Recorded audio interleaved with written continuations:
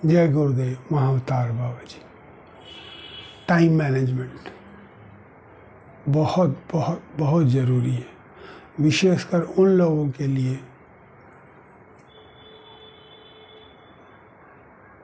जो बिजनेस करते हैं, ऑफिस जाते हैं या किसी अन्य प्रकार का कर्म करते हैं, जहाँ काफ़ी समय उन्हें अपने कर्म को समर्पित करना पड़ता है। अगर वो समय को मैनेज न करें तो दिक्कत हो सकती है। हो सकता है वो किसी ऐसे कर्म में अपने आप को बिज़ी कर लें जिसको छोड़ पाना उस समय उनके लिए पॉसिबल ना हो, लेकिन दूसरा कर्म उनका वेट कर रहा हो। ऐसे में बड़ी दिक्कत हो जाती, कैसे एक काम को छोड़कर दूसरे में स्विच करें। इसके लिए सबसे बढ़िया तरीका, सुबह उठकर ध्यान करिए और ध्यान करने के बाद 10 मिनट हम दिन प्लान कर लीजिए कि मेरे दिन की दिनचर्या में आज 1, 2, 3, 4 ये 4 प्रमुख काम हैं, ये मुझे आज करने ही हैं। अब इन 4 कार्यों में मुझे प्रायोरिटाइज करना है कि मुझे पहले कौन सा करना है, दूसरा कौन सा करना है, तीसरा कौन सा करना है और चौथा कौन सा करना है। जब आपने इन कार्यों को प्रायोरिटी दे दी तो किस काम को कितना समय देना है, उतना समय देने के बाद आपको कितना समय अवेलेबल है।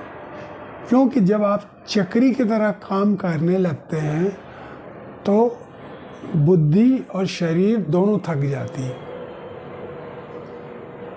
और जब आप थके मन से कोई काम करेंगे तो निश्चित उसमें दिक्कत आएगी।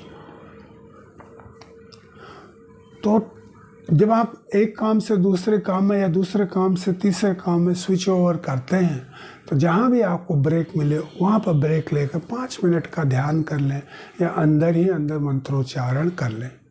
इससे आपका शरीर और मन बुद्धि फ्रेश हो जाएगी। कंप्यूटर में भी एक बटन होता है रिफ्रेश का, उसी प्रकार आपको भी अपने आप को रिफ्रेश कर लेना चाहिए।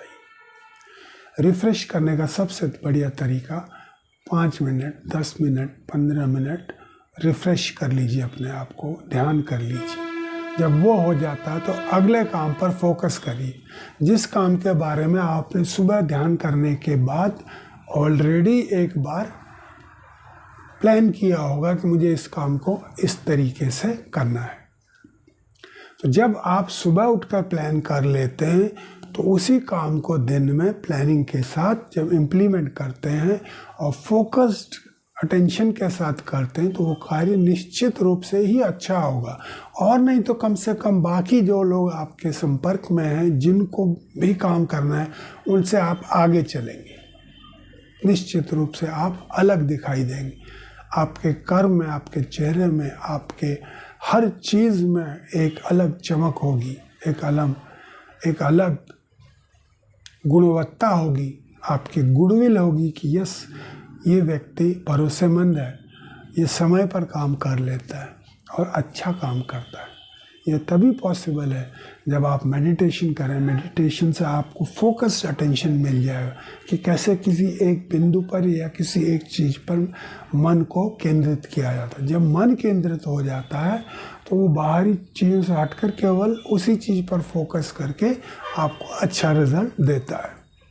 जब सुबह ध्यान करके आप दिन प्लान करते हैं तो टाइम मैनेजमेंट उसी समय कर लीजिए। इस काम में इतना इतना इतना, ये इतने बजे मैं ये काम करूँगा, इतने बजे ये काम करूँगा। और जो भी इसके अलावा फालतू काम आपको दिखते हैं उस दिन के लिए, अगर समय है तो करें, नहीं है तो इतने में लिमिट मान दें उस दिन के लिए।